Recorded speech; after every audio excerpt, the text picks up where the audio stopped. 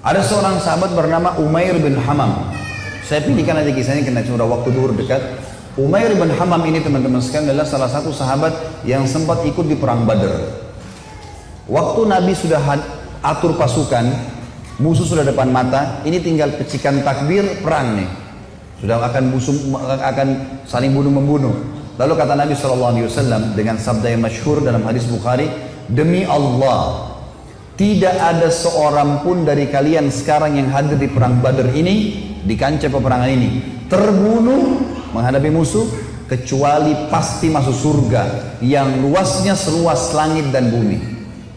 Umair ini, Ibn Humam, kebetulan lagi pegang 2 butir kurma di tangannya. Lalu dia bilang, bakhin.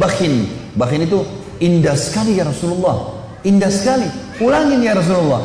Kata Nabi SAW, demi zat yang ubun-ubunku dalam agama, maksudnya demi Allah, tidak ada seorang pun dari kalian di sini yang terbunuh di kancah peperangan sekarang ini, perang Badar, kecuali pasti masuk surga yang luasnya seluas langit dan bumi. Umair mengatakan, bakhin dengan semangat dia. Maka kata Nabi SAW, kenapa Umair? Kenapa kau bilang bakhin? Maksudnya indah sekali ya Rasulullah.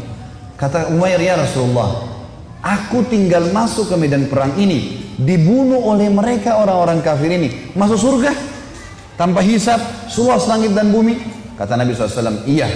Kata Umair, itulah sebabnya saya mengatakan bakhin ya Rasulullah. Saya akan kejar tuh. Baik, Umair ini rupanya dia manggil kurma, dia kunyah nih. Sudah mulai pecikan tangan, Allahu Akbar, sudah mau saling nyerang nih. Umair makan dulu kurmanya, ada 2 butir kurma. Waktu dia lagi makan, dia bilang, wahai Umair, sesungguhnya kalau kau habiskan kurmamu ini, masih lama kamu dapat surga. Dibuang sama dia maju berperang sampai terbunuh mati syahid. Lihat heroiknya sahabat ya, bagaimana mereka langsung menyambut apa yang disampaikan Allah dan Rasulnya. Kisah yang unik adalah kisah 2 orang yang bernama anak muda ini, Mu'adz dan adiknya Auf bin Afra. Ini teman-teman, Mu'adz ini umurnya 16 tahun, adiknya Auf namanya, ini umurnya 15 tahun. Ini masih belasan tahun ini. Bandingkan dengan generasi muda Islam sekarang. Azan aja belum tentu ke masjid gitu. Ini teman-teman sekalian ikut di perang Badar. Waktu ikut di perang Badar, Abdurrahman ibn Auf menceritakan kepada kita, mengatakan, waktu saya lagi lihat peperangan sudah akan berkecamuk nih, udah mulai mau berperang musuh, tiba-tiba ada satu orang anak muda 16 tahun namanya Mu'adz berkata kepada saya, kepada Abdurrahman bin Auf, paman, mana Abu Jahal? Kata Abdurrahman, kenapa kau tanya Abu Jahal? Kata Mu'adz, saya dengar dia orang yang paling suka menyakiti Nabi SAW di Mekah. Benar? Kata Abdurrahman, iya benar. Terus untuk apa kau tanya? Saya mau bunuh paman. Ini Abu Jahal ini saya mau bunuh. Kata Abdurrahman, baiklah, kalau saya lihat nanti saya akan beritahukan kau dia. Karena ini peperangan orang-orang lagi berkecamuk nih, kita belum tahu, nanti kalau kelihatan saya lihat. Maka si Mu'adz nunggu di sebelah. Datang adiknya namanya Auf, tanpa janjian nih, adiknya dia umurnya 15 tahun. Datang sebelah tanya yang sama, paman, mana namanya Abu Jahal? Kata Abdurrahman, kenapa kau tanya? Saya dengar dia paling suka menyiksa Nabi SAW di Mekah. Benar? Benar. Untuk apa kau tanya? Saya mau bunuh paman. Kata Abdurrahman, baiklah, kalau saya lihat saya akan tunjukkan. Kata Abdurrahman, sementara 2 di kiri kanan saya ini sudah ada gemuruh-gemuruh suara orang sudah mau perang. Tiba-tiba Abu Jahal dari kejauhan kelihatan. Abu Jahal itu dari kepalanya sampai kakinya, kudanya juga sampai kakinya semuanya besi. Yang kelihatan cuma matanya saja. Dia dulu di atas kuda, dikelilingi oleh 10 baris pasukan. Lingkar. Nggak bisa ditembus ini. Bayangkan kalau satu orang berdiri, ada orang buat lingkaran pertama, lingkaran kedua, sampai 10 lingkaran.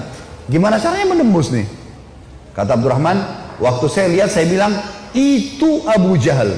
Waktu saya bilang itu Abu Jahal, kata Abdurrahman, demi Allah, si Mu'adz sama Auf seperti 2 anak panah yang melesit ya, dilepas dari busurnya. Lari dua-dua ini, menembus 10 baris itu. Tebas sana, tebas sini, naik di atas pundaknya, sampai ke Abu Jahal. Dan dua-duanya menebasin pedangnya sampai kena ke pahanya Abu Jahal. Sobek pahanya Abu Jahal ini, berdarah, jatuh dari kuda, gitu kan. Abu Jahal ini rajanya mereka ya, rajanya orang-orang Mekah waktu itu. Dan kalau ini kalah, ini mati, berbubar semua di pasukan. Yang terjadi teman-teman sekalian, si Auf, si adik ini 15 tahun, dikeroyoki oleh pengawal-pengawalnya Abu Jahal, mati syahid. Si Mu'adz ini sempat nangkis-nangkis, tangannya kena tebasan pedang. Tapi dia sempat keluar gitu kan. Dia keluar dari medan perang, 16 tahun teman-teman sekalian. Diambil imamahnya, diikat tangannya sama dia. Yang sobek itu, diikat sama dia. Dia masuk melawan satu tangan. Waktu dia lagi perang, dia rasa tangannya ini mengganggu dia. Kesakitan kan? Dia mau cari mati syahid nih. Dia keluar ke kancah peperangan, tangannya ini diinjak sama kakinya, ditarik sama dia. Diputus sekalian. Dia masuk berperang sampai terbunuh teman-teman sekalian. 15 sama 16 tahun yakin mati di medan perang, ini adalah syahid. Gak ada rasa takut sama sekali. Ini luar biasa bagaimana. Kisah yang lain Abu Dujana. Abu Dujana radhiyallahu anhu ini sahabat Nabi, pernah begini, Syammah namanya dia Syammah ya. Beliau pernah ini Nabi SAW pegang pedang di perang Uhud. Baiklah, Syammah ibn Harith ini radhiyallahu anhu, beliau pernah teman-teman sekalian, Nabi SAW henuskan pedang di perang Uhud. Lalu beliau berkata, siapa yang mau memberikan haknya Allah dan Rasulnya di pedang ini? Maka Hamzah berdiri mengatakan, saya Rasulullah. Nabi SAW tarik, nggak dikasih sama dia. Kemudian Nabi bilang lagi, siapa yang akan memberikan haknya Allah dan Rasulnya di pedang ini? Ali bin Abi Thalib berdiri, mau pegang. Nabi SAW tarik. Hamzah dan Ali ini terkenal pejuang kesatria Islam yang kuat gitu kan. Nabi nggak kasih. Nabi ulangi lagi yang ketiga, siapa yang memberikan haknya Allah dan Rasulnya di pedang ini? Maka berdiri lagi teman-teman sekalian, sahabat Nabi yang ketiga, yang sangat terkenal juga adalah Mikdad. Mikdad ini terkenal, Umar bin Khattab jadikan dia seperti kekuatan 1000 orang. Saya Rasulullah, Nabi SAW tarik, nggak dikasih. Nabi ulangi yang keempat kali, siapa yang memberikan hak dan Rasulnya di pedang ini? Maka Abu Dujana ini, Syammah ini berdiri mengatakannya, Rasulullah, apa haknya Allah dan Rasulnya di pedang itu? Maka kata Nabi SAW, engkau mengambilnya dan engkau menghantamkan ke musuhmu pakai perang ini sampai pedang ini bengkok. Kata Syammah, baik Rasulullah, saya akan berikan haknya, kasih ke saya pedang itu. Maka Nabi SAW pun memberikan pedang itu, karena Nabi SAW ingin sahabat ini bertanya dulu apa haknya Allah Rasulullah di pedang itu. Maka diambil oleh Abu Dujana. Lalu Abu Dujana ini memegang pedangnya, lalu imamanya tadinya warna merah, warna hitam, diganti warna merah sama dia. Zaman itu kalau pakai imamah merah berarti mau mati gitu. Dipakai warna merah sama dia, pedang itu dipakai, dipegang di dadanya sambil dia mengayun-ayunkan pedang itu di hadapan musuh orang Quraisy di perang Uhud ya. Belum perang ini. Lalu Nabi SAW lihat, Nabi mengatakan, sungguh perilakunya Syammah ini dibenci oleh Allah. Tidak disuka sama Allah nih, perilaku sombong. Kecuali di posisi seperti ini, kecuali di medan perang. Boleh kalian tunjukkan keterampilan kalian depan musuh. Tapi kalau enggak, ya di lainnya Allah marah. Maka Abu Dujana pun akhirnya memegang pedang tersebut teman-teman sekalian. Yang terjadi adalah ada seorang sahabat namanya Ka'ab radhiyallahu anhu. Ka'ab ini berkata, waktu saya lihat Abu Dujana sudah mulai masuk menyerang musuh di medan perang, saya penasaran bagaimana Abu Dujana memberikan haknya Allah dan Rasulnya di pedang itu. Saya pun melihat ada satu orang kafir yang sangat kuat menyerang orang-orang Islam, tebas sana, tebas sini, badannya kekar. Maka saya berdoa kepada Allah di kancah peperangan. Ka'ab berdoa, semoga orang kafir ini ketemu dengan Abu Dujana. Ternyata Allah kabulkan doa saya, dia bilang. Tiba-tiba Abu Dujana ini berhadapan sama musuh orang kafir itu. Dan waktu berhadapan, mereka akhirnya duel berdua. Dan saking serunya duelan Abu Dujana dengan orang kafir ini, sampai orang-orang di kancah peperangan berhenti perang menyaksikan duelnya mereka, karena luar biasa. Orang kafir berhenti, orang muslim berhenti menyaksikan bagaimana Abu Dujana perang. Sampai akhirnya Abu Dujana ditebas sama orang tersebut dengan pedang dengan sangat kuat, ditangkis sama perisai sampai perisai itu terbelah dua dan pedangnya orang kafir melengket. Maka Abu Dujana pun akhirnya menebaskan pedang itu ke arah orang kafir, yang sampai membuat orang kafir itu terbelah bagian setengah badannya. Akhirnya matilah orang itu. Maka kata Ka'ab, aku pun akhirnya menghadap ke Abu Dujana dan dia berkata, wahai Ka'ab, bagaimana pendapatmu? Bagaimana yang kau lihat dengan ini? Maka dia pun tersenyum. Artinya Abu Dujana betul-betul mengerjakan apa yang diperintahkan oleh Allah dan Rasulnya. Tentu dalam medan perang cukup banyak kisah-kisah teman-teman sekalian. Juga ada kisah yang sangat unik sebenarnya, saya disimpulkan, insya Allah 1 menit saja. Ada namanya Hamrat Asad. Waktu para sahabat kalah di perang Uhud, ada 70 sahabat mati syahid.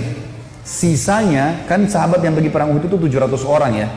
70 orang mati, jadi sisa 630 orang. 630 orang ini teman-teman sekalian semuanya luka parah. Kita tutup dengan kisah ini ya. Luka parah semuanya. Nabi pun berdarah pipinya, keningnya berdarah sallallahu alaihi wasallam, giginya pecah. Pundaknya sempat dihantam oleh Ibnu Qami'ah. Beliau mengatakan saya rasakan sakitnya sebulan. Ini sahabat semua, 630 orang luka semuanya. Dan minimal mereka luka 5 luka di tubuhnya. Di dalam kisah ini dikatakan teman-teman sekalian, pulanglah mereka ke Madinah di perang Uhud. Sedih, sahabat banyak yang kalah.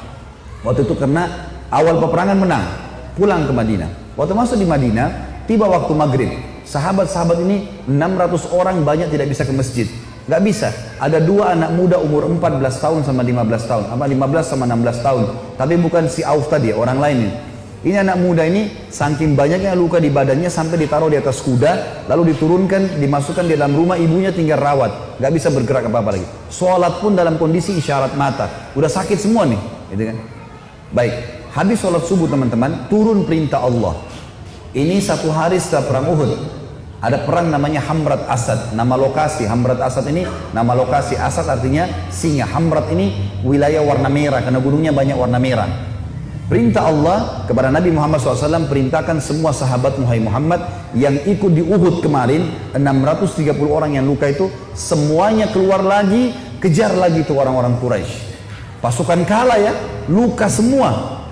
Maka tersebar berita, pemanggil-pemanggil Nabi, hai sahabat-sahabat Nabi yang kemarin ikut Uhud, bukan orang baru, yang luka-luka parah, semuanya oleh Nabi disuruh ngejar menuju ke Hamrat Asad, kejar Quraisy.